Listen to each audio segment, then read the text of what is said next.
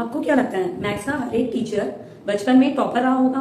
नहीं, ऐसा बिल्कुल भी नहीं है। कम से कम मेरे साथ तो ऐसा बिल्कुल भी नहीं था।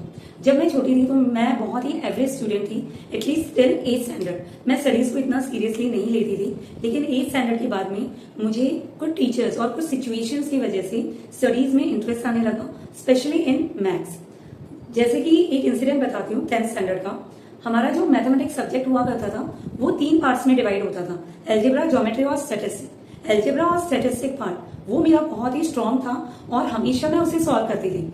लेकिन ज्योमेट्री क्योंकि मुझे इतना इंटरेस्टिंग नहीं लगता था तो मैं उसे सॉल्व नहीं करती थी। सेम कंडीशन आप रिलेट कर पा रहे होंगे। आपको भी जो चीज अच्छी लगती है आप उसे कंटिन्यूसली करते रहते हैं, लेकिन जो चीज आपको पसंद नहीं है या जो चीज आपको इंटरेस्टिंग नहीं लगती है वो चीज आप नहीं करते। लेकिन एक इंसिडेंट ने मेरा पॉइंट ऑफ व्यू उस सब्जेक्ट के लिए बिल्कुल चेंज कर दिया और मुझे पता चला कि टीचर्स भी कितने इंस्पिरेशनल हो सकते हैं।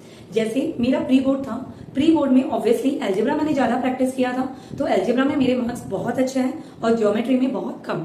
तो जब सर ने मार्क्स अनाउंस किया तो उन्होंने कहा कि Madhu, I didn't expect this from you.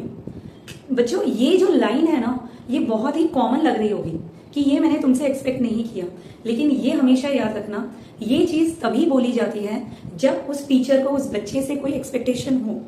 तो एक चीज याद रखना, अगर आपको ये चीज लगती है कि आपके जो टीचर्स हैं वो आपके नहीं बोलने पर आपको नोटिस नहीं करते हैं तो ये गलत है। क्योंकि मैं भी तब तक यही मानती थी कि मेरे मार्क्स चाहे ज्यादा आए या कम आए, किसी भी टीचर्स को फर्क नहीं पड़ता, क्योंकि मैं वहां पर आंसर्स करती ही नहीं थी।